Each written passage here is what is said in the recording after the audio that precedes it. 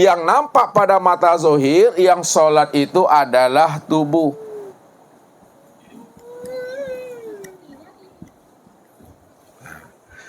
Yang nampak itu adalah tubuh. Tubuh yang berdiri, ya. Tubuh yang rukuk, tubuh yang sujud, tubuh yang duduk. Nah, kita lihat nih Bapak Ibu.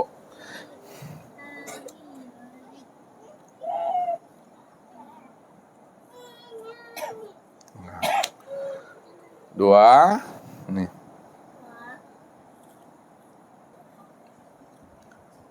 Udah cantik ya. Kemudian,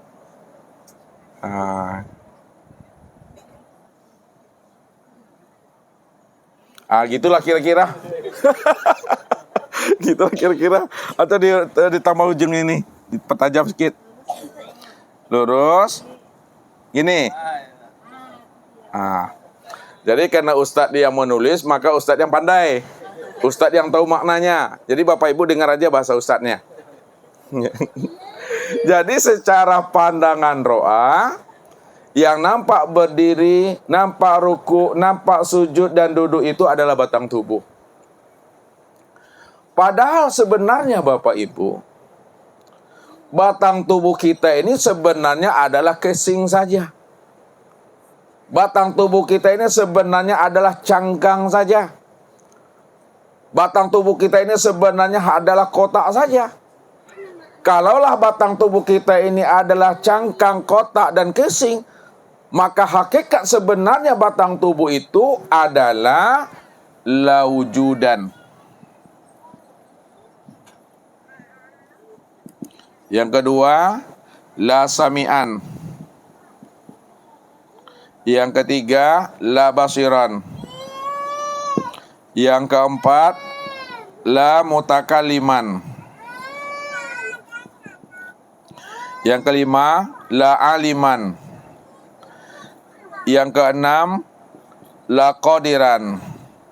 Yang ketujuh, la muridan. Yang terakhir, la hayan. Jadi sebenarnya diri kita ini adalah tidak wujud. Kalau dia tidak wujud, tidak ada hakikatnya, maka hakikat tidak ada itu tentu dia tidak mendengar, tidak melihat, tidak berkata, tidak mengetahui, tidak berkuasa, tidak berkehendak dan hidup. Kalaulah batang tubuh kita ini, kalau dia tidak hidup, berarti apa itu Bapak Ibu? Mati. Kalau dia itu tidak berkehendak, berarti itu apa? Papa. Kalau dia itu tidak kuasa, lemah. Kalau dia tidak berilmu, bodoh. Kalau dia tidak berkata, bisu. Kalau dia tidak melihat, buta. Kalau dia tidak mendengar, tuli. Kalau dia tidak wujud, berarti tiada. Inilah sebenarnya diri kita. Maka dalam pandangan, ya, kiasnya, batang tubuh Bapak Ibu ini diibaratkan, diumpamakan sebuah bingkai cermin. Tubuh Bapak Ibu ini diibaratkan sebuah bingkai cermin. Bukan cermin Bapak Ibu ya, bingkai cermin. Kayak gini.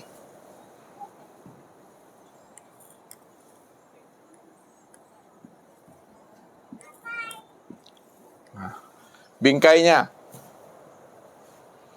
Ya.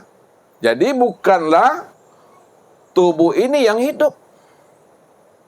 Bukanlah tubuh ini yang bergerak. Dalam pandangan nazarah.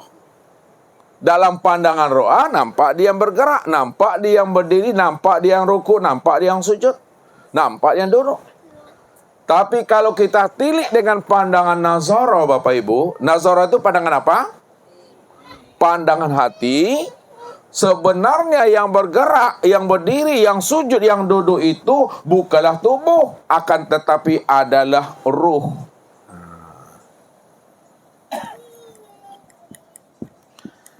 Adalah ruh, Bapak Ibu.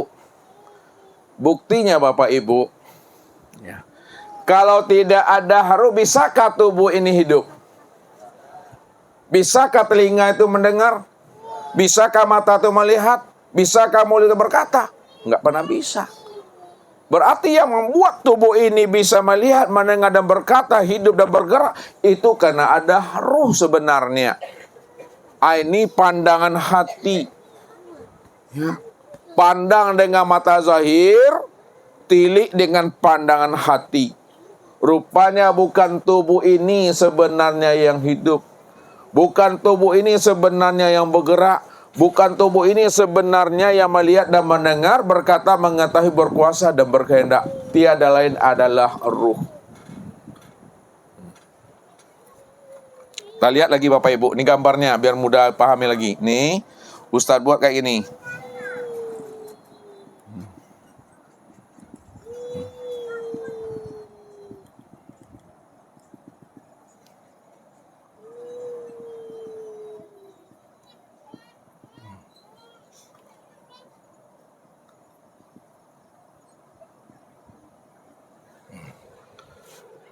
Itu adalah ruh sebenarnya Bapak Ibu. Ya, kalau tidak ada ruh ya nggak hidup tubuh itu. Jadi di dalam tubuh itu nampak isinya, itu ruh sebenarnya menggerakkan ini ya. Ini yang Ustadz maksudkan tadi. Baca diri di dalam diri. Bahwa pandangan zahir nampak tubuh ini dirinya. Tapi dipandang dengan pandangan hati, yang nampak diri itu adalah ruh sebenarnya. Ya. Jadi untuk melihat ruh, melihatnya kepada tubuh. Apa yang diperbuat oleh anggota tubuh itu sebenarnya kenyataan untuk memandang nyatanya ruh itu sebenarnya yang berbuat. Kalau tangan Ustadz gini kan, maka tangan yang seperti ini, inilah kenyataan memandang nyatanya perbuatan ruh itu sebenarnya. Kalau tidak ada ruh, tidak bisa tangan itu begini. Tapi kenapa tangan bisa begini? Bisa begini, itu adalah memandang dan melihat kenyataan nyatanya perbuatan ruh itu yang sebenar-benarnya. Itu Bapak Ibu pahaminya. Nah, jadi di dalam sholat itu, yang nampak, yang berdiri itu bukan tubuh. Secara pandangan hati itu adalah ruh.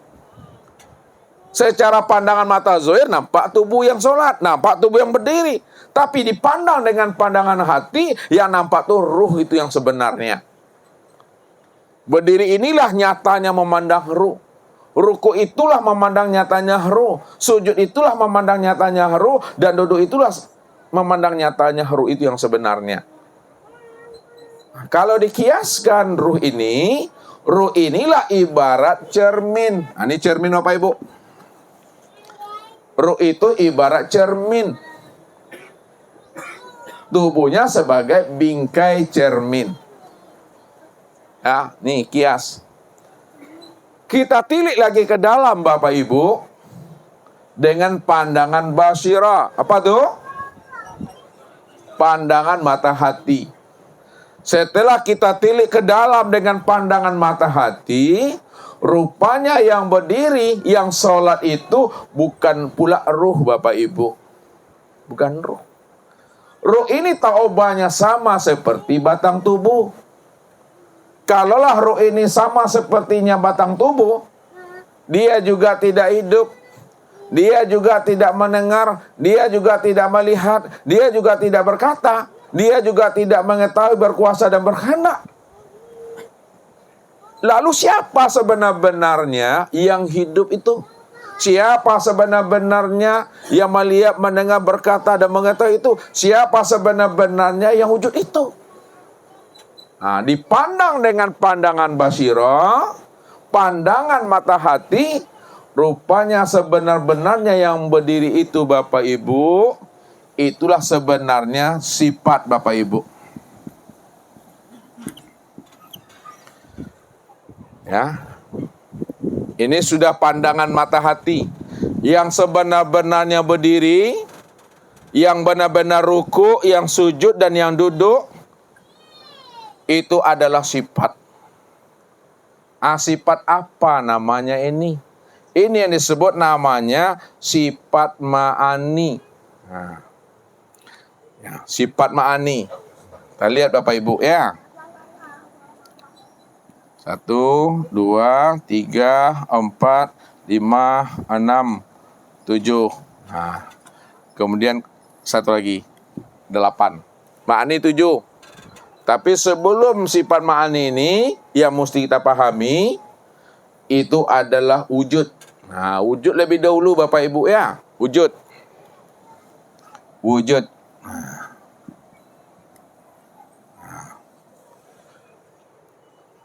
Si wujud itulah sebenarnya yang berdiri itu. Si wujud itulah sebenarnya yang ruku. Si wujud itulah sebenarnya yang sujud. Si wujud itulah sebenarnya yang duduk. Kalaulah si wujud itu yang sebenarnya berdiri, ruku, sujud, dan duduk, siapa si wujud itu? Si wujud itulah sebenarnya yang sama. Si wujud itulah sebenarnya yang basar. Si wujud itulah sebenarnya yang kalam. Si wujud itulah sebenarnya yang ilmu. Si wujud itulah sebenarnya yang kudrat. Si wujud itulah sebenarnya yang iradat. Si wujud itulah sebenarnya yang hayat. Kita lihat wujud ya.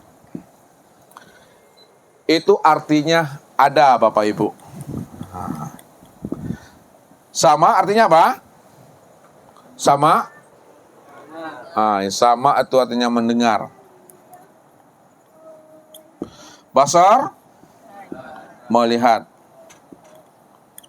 Kalam? Berkata. Ilmu? Mengetahui. Kudrat? Kuasa. Iradat, kehendak. Hayat, hidup. Kalaulah si wujud itu artinya ada, sama artinya mendengar, basar artinya melihat, kalam artinya berkata, ilmu artinya mengetahui, kudrat artinya kuasa, iradat artinya berkehendak, dan hayat artinya hidup, ya. Maka kita lihat siapa sebenar-benarnya yang wujud itu. Siapa sebenar-benarnya yang sama, yang basar, kalam, ilmu, kudrat, iradat, dan hayat. Nah, ya. Lalu kemana tempat memandangnya itu? Nah.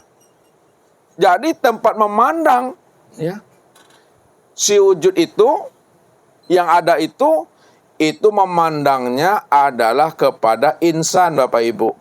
Nah, memandangnya kepada insan.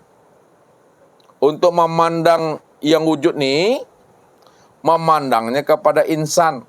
Untuk memandang sama, memandangnya itu pada telinga insan.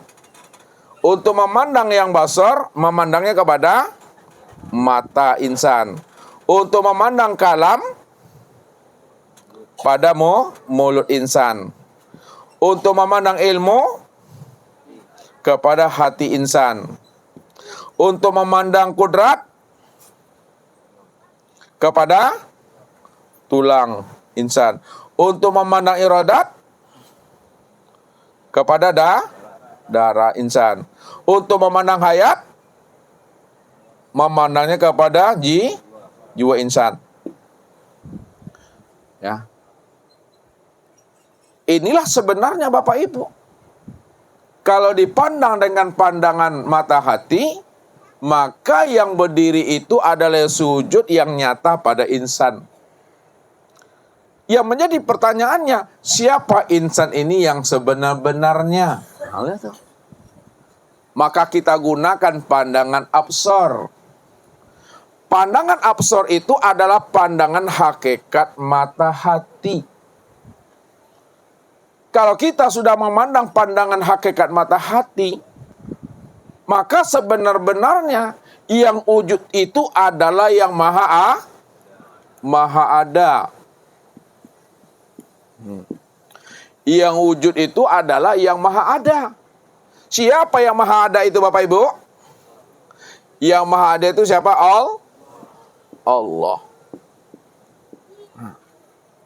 Allah itulah sebenarnya yang maha ada itu. Lalu kemana tempat memandang yang maha ada yang bernama Allah itu? Untuk memandang yang maha ada yang bernama Allah, memandangnya adalah kepada insan. Insan inilah kesempurnaan memandang nyatanya maha ada yang bernama Allah.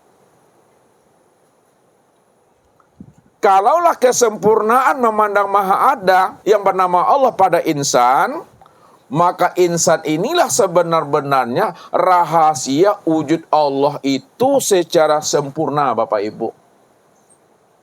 Jadi pandangan mata hati Bapak Ibu ya sudah mampu memandang bahwa yang berdiri, yang ruku, yang sujud, yang duduk itu, itulah yang disebut namanya dengan zat itu.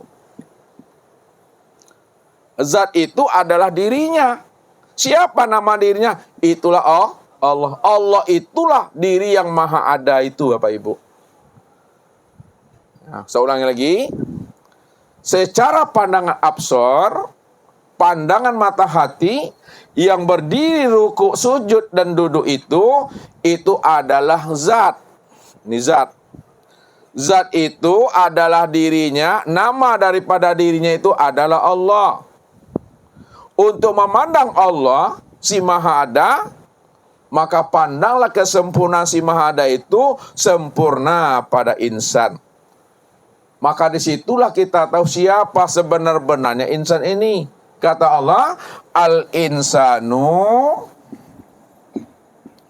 sirri wa ana sirrahu. Insan itu adalah rahasiaku dan akulah rahasia insan itu. Inilah sebabnya. Siapa yang telah paham, yang sudah kenal akan rahasia dirinya, disitulah dia mampu mengenal akan Allah. Karena Allah itulah sebenar-benarnya insan itu, dan insan itulah sebenar-benar nyatanya diri Allah itu. Apa sebabnya Bapak Ibu? Karena Allah cuma satu-satunya.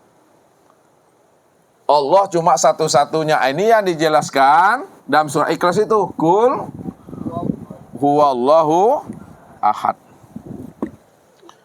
Katakanlah bahwa Allah itu adalah ahad. Nah, ahad itu artinya? Iya. Esa itu apa maknanya? Tunggal. Tunggal itu tiada berbilang. Tiada berbilang itu apa maknanya? Hanya dia satu-satunya. Hanya dia satu-satu itu apa maknanya? Tidak ada yang lain selain dirinya. Tidak ada yang lain selain dirinya itu apa maknanya? Dia yang wujud secara mutlak. Dia yang wujud secara mutlak itu apa maknanya? Dia satu-satunya. Dialah yang semata-mata. Itu dia.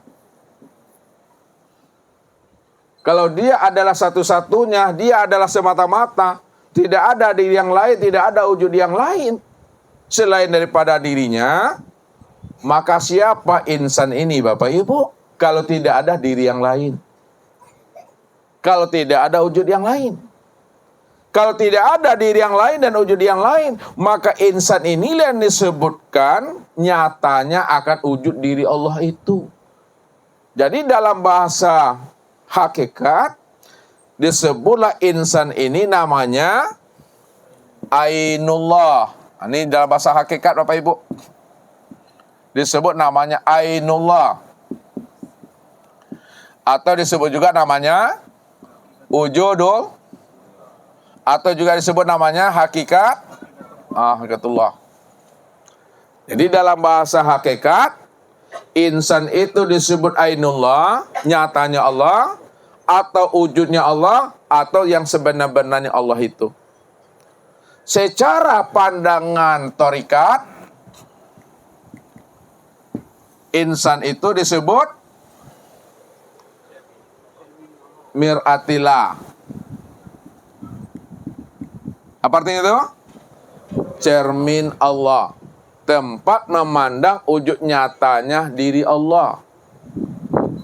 Ya. Ini rahasianya. Satu contoh Bapak Ibu ya. Ketika tadi Bapak Ibu bersolek ya di kamar, kira-kira terlihat enggak diri Ustadz di dalam cermin itu tadi? Tidak ya? Kenapa tidak terlihat Pak Faisal? Karena yang bercermin bukan Ustadz. Lalu siapa yang bercermin? Ibu yang bersolek. Kalau ibu yang bersolek, siapa yang nampak? Maka diri ibu yang bersolek itu yang nampak. Tidak mungkin diri Ustadz. Maka fungsi cermin itu apa, Bu? Fungsi cermin apa? Untuk melihat diri. Sekarang, alam diri Bapak Ibu ini disebut cermin. Cermin Allah. Kalaulah diri Bapak Ibu ini dikatakan cermin, ya, sedangkan Allah cuma yang wujud semata-mata, hanya Dia satu-satunya yang bercermin, maka diri siapa yang sebenar-benarnya yang terlihat pada cermin yang sudah nyata pada alam dan pada diri Bapak Ibu? Kalau Allah cuma yang wujud satu-satunya, Dia yang bercermin, Dia yang ada, maka diri siapa sebenarnya yang nampak pada cermin yang sudah nyata pada alam dan pada diri Bapak Ibu? Yang terpandang, yang terlihat itu adalah akan nyatanya wujud rupa diri Allah. Maka disinilah dikiaskan tadi, sifat ini itulah yang dikatakan bayang-bayang di dalam cermin. Itu. Mungkinkah ada bayang-bayang di dalam cermin kalau tidak ada orang yang bercermin? Mungkinkah berpisah orang yang bercermin dengan bayang-bayang di dalam cermin? Tidak berpisah. Sekarang kita ingin tahu siapa sebenar-benarnya orang yang bercermin sehingga yang nampak itu bayang-bayang di dalam cermin itu adalah dirinya. Nah, kita mau cari orangnya. Kalau tidak ada orangnya, tak mungkin ada bayang-bayang di dalam cermin. Nah, orang yang bercermin itu tiada lain adalah Allah. Ini yang bercermin nih. Kalau dia yang bercermin adalah Allah, maka bayang-bayang dirinya yang nampak di dalam cermin. Maka yang menjadi bayang-bayang pada diri Bapak Ibu ini, itu tiada lain nyatanya akan diri Allah itu yang sebenar-benarnya.